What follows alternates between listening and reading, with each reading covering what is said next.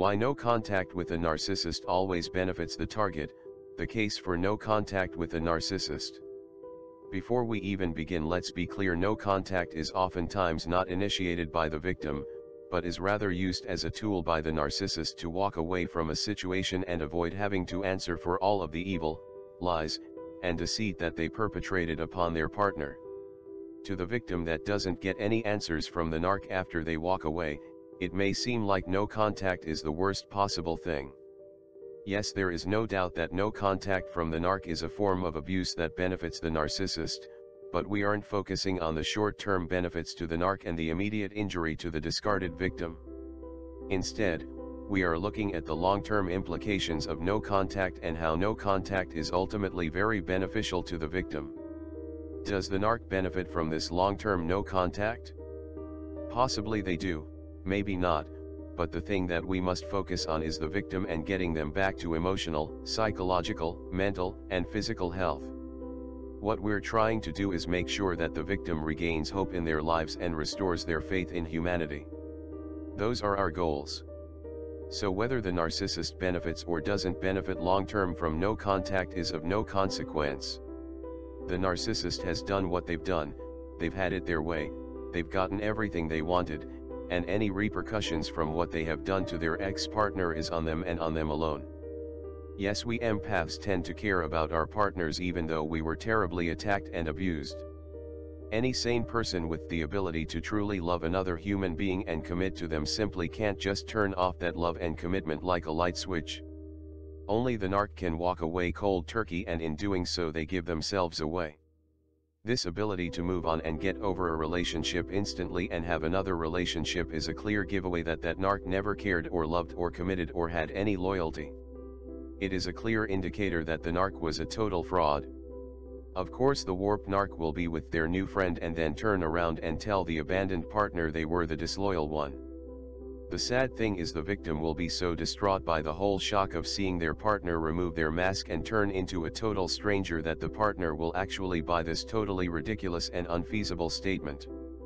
But with no contact, the fog begins to clear and the mind starts reorganizing itself and begins once again thinking rationally, logically, and with reason.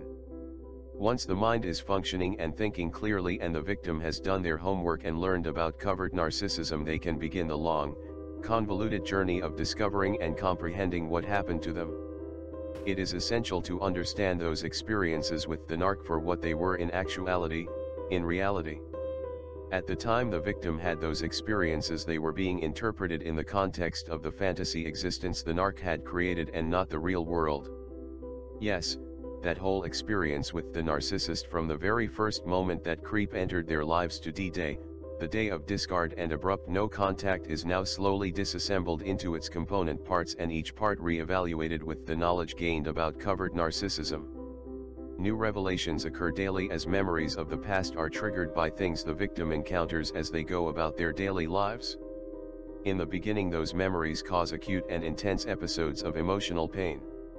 That emotional pain can range from a sense of dread, a sense of worthlessness and hopelessness, to intense anxiety, to deep rage as the duplicity, deceit, lack of honesty, and malevolent treachery of the narc now comes clearly into focus.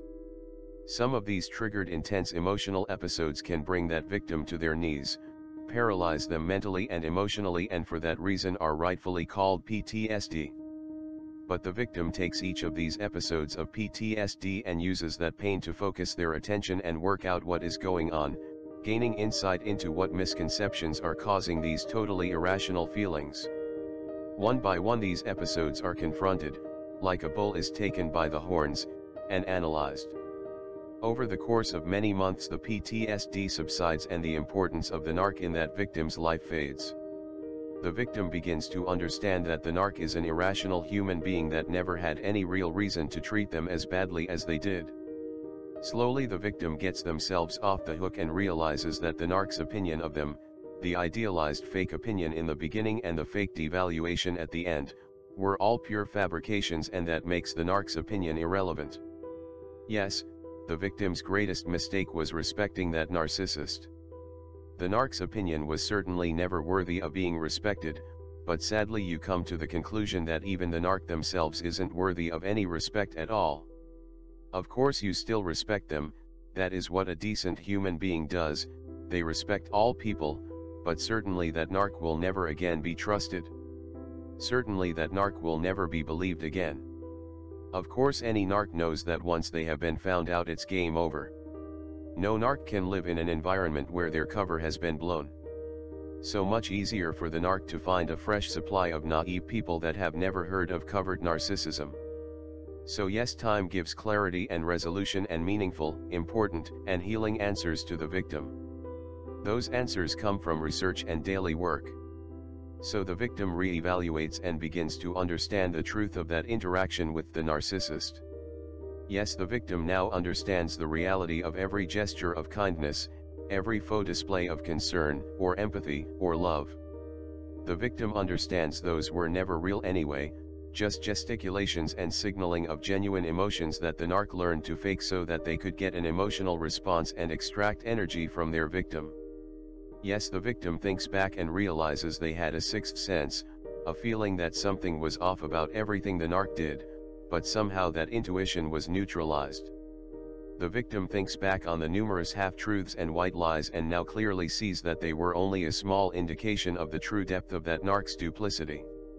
After enough time pondering that ridiculous time with the narcissist, sifting through memories and comprehending them for what they were, not what they appeared to be, the victim can slowly begin to understand the depth of the sham or confidence scheme that was perpetrated upon them. Working on the resulting rage that comes from the revelations is essential. With each success in giving that rage to God, room is made for more, even starker revelations to be comprehended. We then get to the question of is there any benefit whatsoever, after a period of no contact, of having a frank and open discussion with a narcissist to try to get some real closure? The answer to that question is no, not if that person you were with is a true covert narcissist. Now in the past I would have told you that every narc is different, that narcissism is on a spectrum and that no two relationships are the same. All of that may be true, but a true covert narcissist, no matter what portion of the spectrum they are on, will never do anything for another person's benefit. If that narc has any reasons to reinitiate contact with you, it will be for solely selfish reasons. We have to remember that the narc doesn't care about you at all. The narc never did. Not at the height of your relational bliss nor at the end when they triangulated, flaunting their new partner in your face, trying to drive you off the edge. It's no different at any time with the narc, they simply don't care about you and never ever did. No, you are never going to get any honest answers or any genuine apology from a narcissist. That narc will use any occasion of contact with you to get as much energy from you as possible. The duplicitous narc I was with, came to my place of work only after her boyfriend was at risk of being confronted by me. After months of threats on his Instagram page against me, I finally made a comment on the narc weasel's page telling him it was time for him to back up those threats. Literally less than 30 minutes after I made that comment, she shows up at my place of work. That cold-hearted creep then told me she would apologize and say she was sorry for what she did only after I said I was sorry first. Bear in mind that narc would have faced serious charges, possible jail time, had I pursued legal action. Yes, she tells me she wasn't in her right mind when she attacked me and made those threats against me to get others involved. Yes, she proclaims herself to now be back to normal and proceeds with a display of insanity that would make any psychopath proud. Oh yes, she is calm, channeling the new boyfriend who taught her to control her emotions. Funny, I thought it was I who taught her to be calm and collected. Well anyway, I had already begun understanding covert narcissism and the display of duplicity that unfolded in front of me, with me being totally aware of every lie she was speaking was quite an experience on my end. I stared her straight in the eyes and almost like watching a movie, with detached amusement I closely observed that sick covert narc ply her trade. She fired off one lie after another with precision, one outrageous tale after another. She never flinched, but I stared into those eyes and even knowing that I was seeing through her duplicity she continued lying, but then there was a tell. Her eyes began twitching when she realized I wasn't buying any of what she was saying. I wasn't the same person who would graciously take everything she told me on faith. But her tenacity, her devotion to lying was unabated. She kept going. Yes, her gift of closure to me was bald-faced gaslighting in an attempt to further abuse and disorient a person who was barely holding on. She then told me never to contact her again, thinking that she had once again come out on top. The arrogance of that creep was astounding, and only now, many months later, have I finally understood that this cretin's arrogance was always present throughout the relationship and throughout her life. Every story she ever told me about her experiences as a child and those road confrontations she seemed to always have, showed a consistent pattern. That of a self-centered, arrogant, immature, covert narcissist that would never listen to anyone, that always had to win. After all, she was a queen, superior to all of those around her. Why didn't her mother and her siblings and her stepfathers ever understand that? Yes, in the past, as a token of love, I overlooked those small lies, since I soon realized it was impossible to confront her with them anyway. But her mistake was to think that she was actually convincing me. Of course she was getting away with the greater lies, the lies of making me believe she was serious about a lifetime commitment that she had made to me. Was my experience unique? I doubt it. So it becomes clear that there will be absolutely no benefit to the victim of ever seeing that narc again. There will be absolutely no straight answers given, and at the end the narc will have used that encounter to heap more abuse on the victim. That is, if they can get away with it. So let's be clear, if you want to get a second dose of a narcissist and you want to think that your particular situation is different from all the others, you're more than welcome to jump into that cesspool and think that you're going to get out spotlessly clean. It won't happen. But for some they have to try, and to those who do try I will only say one thing: guard your heart, your soul, and your mind. Give it a try and prove that your situation was different than all the others. Prove to yourself that your partner wasn't truly a covert narcissist. If that partner wasn't a covert narc, you may well come away with some closure, with some satisfaction that your ex truly was remorseful for their actions. But nothing good will ever come from an encounter with a covert narc after a period of no contact. Especially if that narc wants to resume the relationship and you are foolish enough to believe they truly loved you. That's another anecdote I could share, but not today. So does no contact benefit the narcissist? Maybe it does, but then again maybe it doesn't. Clearly no contact benefits the narcissist after having abused and attacked a victim, and the narc's true inner self becomes exposed. An aware victim is the narc's worst enemy, because facing that person means the narc now has limited abilities to gaslight. A narc will never meet someone head-to-head on an even playing field. That narc's bag of tricks has now been emptied of much of its contents, and they are now out in the open. Yes, the narc carefully honed their feigned outrage when they were suspected of having lied or cheated, even if it was right in front of their partner. So we now understand that the narc always has to maintain their capacity for gaslighting and lying, even in unimportant things. Why? Because it keeps the narc in practice and creates an environment that conditions the victim to accept the more important gaslighting and lying when it is necessary. Here are some fictional examples that I have created from my imagination that are based on experience. Yes, the narc would get through with a session with their secret lover either online or in real life and have a whole list of gesturing and facial expressions pre-planned if anyone even suspected anything at all. The narc would take a liking to the mailman and then cover up the fling by calling that mailman ugly, old, and incompetent. That narcissist fool never realizing she was the talk of the town. The narc would take a liking to a stay-at-home dad, a lazy fool who took advantage of his baby mama and lived off of his parents' wealth, and immediately see an opportunity that they couldn't pass up. That situation was an easy one for the narc. There was plenty of opportunity to be clandestine. The narcissist fool never realized people knew and saw, and that narc's reputation spread far and wide. Yes, that is why we can call narcs cretins. Thinking themselves wise, they become fools and give themselves away. Sometimes in big ways, other times by little tells that have huge significance. So of course in public she feigned hardly knowing or even disliking her secret lover. But those secret glances that the narc thought went unnoticed were keenly observed by those around them. Yes, even the responsibility of being a mother or father was shirked and taken advantage of for the narc's gain. Sad. But these are fictional examples. I could go on about the generic narc's reputation in the workforce, but I will stop here. The key is to understand that the more adamant the narc is about something, the more likely they are hiding something. Or at least think they are hiding something. Many husbands or wives just give up and take to the bottle or other sedatives until a feasible exit is found. We do all sorts of things for the children. Anyway, when these methods have been exposed, the narc is left very vulnerable and this disorients them. Their solution is to simply refuse contact with the victim and make up a story about the victim being the abuser. That is where flying monkeys and new male knights in shining armor or female angelic saviors become essential.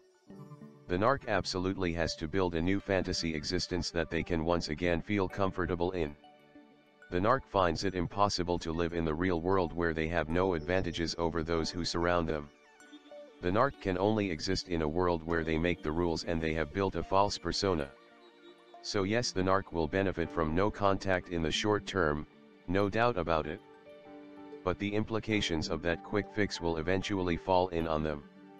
The victim, on the other hand, will get the real tangible long-term benefits of no contact. Most victims needed closure, needed some answers, needed to process the facts so that they could at least comprehend what went wrong, learn and not repeat the same mistake. But the narc wouldn't allow it. The reason is clear to those of us who have studied covert narcissism. The narc knew that any close scrutiny would reveal the scope of the fraud that the narc had perpetrated on their partner. So the narc left and thought themselves the winner. The victim is then left with the colossal task of finding answers on their own. That journey can take weeks, months, years, and even decades if the victim is lucky enough to survive. Some don't. Sadly, the narc could care less and might even consider themselves powerful for having had such a dramatic impact in another person's life. So no, the victim sees very little benefit from no contact initially, but the tables turn over time. Long term, the narc loses and the victim benefits from no contact. How and why? Well, the narc has a debt to pay to that victim. The narc was supposed to be like any human being and think about their actions, do some close self-examination and introspection, and feel remorse for what they did. That narc should have felt the need to make things right, or at least if nothing else admit that they were wrong and make an apology. But the narc refused and pretended nothing ever happened. So that debt was never paid or even acknowledged, but even a narc, who may not have a conscience, is aware of that debt. That narc can convince themselves the debt doesn't exist, but that doesn't make it so. Denial of something doesn't make it go away. So the narc goes through life incurring more and more debt and continuing their same method of burying the truth by denial. But that debt just keeps on accruing interest. In the end, it becomes impossible for the narc to make amends. Too much time has passed and sadly the narc has locked themselves into a behavior pattern that they are a slave to, that they can't escape. So the narc goes deeper and deeper into the abyss, having to make more and more excuses, having to deny more and more portions of their existence, having to perpetrate ever-increasing fraud on those around them. So the narc robs themselves of any genuine accomplishments or any peace or any joy. The narc does this to themselves, and that no contact which seemed so enticing and a comprehensive solution to their problem was just a quick fix that got the narc into even deeper debt and trouble. So it becomes clear why covert narcissists are miserable people that deny anyone around them a genuine compliment or an ounce of respect. The narc is miserable with themselves, and as life goes on they become more and more miserable. But the worst is yet to come. That is in the afterlife, since no, we don't just simply cease to exist. That is a frightening prospect, and many a narcissist is fully aware of it, and yet they refuse to be saved from this terrible fate. The victim, on the other hand, has nothing but benefits from no contact. The victim does examine the situation, and do the work, and has introspection. The victim was willing to accept blame, and more importantly, the victim tried desperately to at least get some resolution with their partner. The victim does benefit from no contact in so many ways. First, just eliminating the toxic environment created by the narcissist will eventually allow the victim's natural tendency to be more positive about life reinstate itself. Second, eliminating that false fantasy existence from the victim's environment eventually allows the victim to live in a world of reality, to see things clearly once again. Like a fog lifting. The victim will eventually get the answers they require and will eventually grow and learn from that experience with the narc. The victim will once again be able to generate their own inner joy and peace and find hope and even faith. Yes, all of these things take time, but the no contact allows that healing to take place. So we can view that victim a few days and weeks after the discard by a narcissist and be gravely concerned about that person. Yes, that narc with their new friend is enjoying themselves and telling the world they were the ones who survived abuse, while the victim is unable to eat for weeks and is barely functioning. But months and years later we see a different scene. That victim has learned and become victorious. That victim has now understood what is important in a relationship and in life, and that victim, whether alone or with someone, has hope for the future and has stability in the present. That victim understands the importance of being positive and eliminating toxic people from their lives. So yes, long term the victim can be and should be victorious. But that requires doing the work. Understanding narcissism, totally eliminating the need for vengeance, and not even being concerned if the narc will ever pay for all that they have done. Yes, the victim has moved on, just like the narc told them to do, so that the narc could enjoy that new instant boyfriend in peace.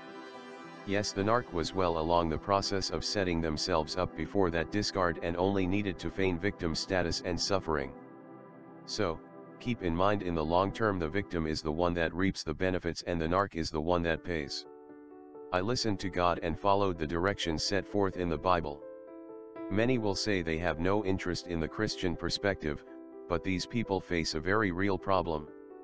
When a person has an illness that needs to be cured, the most important route to cure that patient is to find the cause of the illness and treat that. Yes, there are many quick fixes that will mask the symptoms and give some short-term and even long-term benefits. Yes, many people can go through life thinking they have their illness under control. But the ultimate cure for any condition is to find the actual cause of that illness and treat the actual cause, not the symptoms. The treatment is instituted and the person goes on with life medication-free. Narcissism is a condition of the heart and in many ways goes into the spirit realm. It forces people to look inside themselves, it focuses people on the motivations of humans in general, and it brings to light the difference between children of the light who follow God's will in their lives and the slaves of Satan, the children of darkness that are fooled by Satan into believing they are getting it all their way. Eliminating the spiritual aspects of narcissism means there will never be any comprehensive understanding of how to cure the patient. Teaching that victim how to fish and have fish for a lifetime instead of giving them fish every day is our goal. So, if the victim has healed, the narc owes them nothing. God will repay that victim and restore everything the narcissist took and even give more. The narc doesn't owe the victim at all anymore, they owe God, and the payment of that debt is in God's hands and His alone. That is the Christian point of view. Yes, it's not up to the victim to decide how the narc will pay that debt. That isn't the victim's problem, and God has specifically told them to not make it their problem. God promises to take care of the narc. The narc will pay that debt, one way or another. The victim is instructed to rest easy, heal themselves and have peace. The victim is relieved of that heavy burden. So yes, no contact always benefits the victim, not the covert narcissist. Eventually. Thank you for watching. Comments are welcomed. Peace be with you.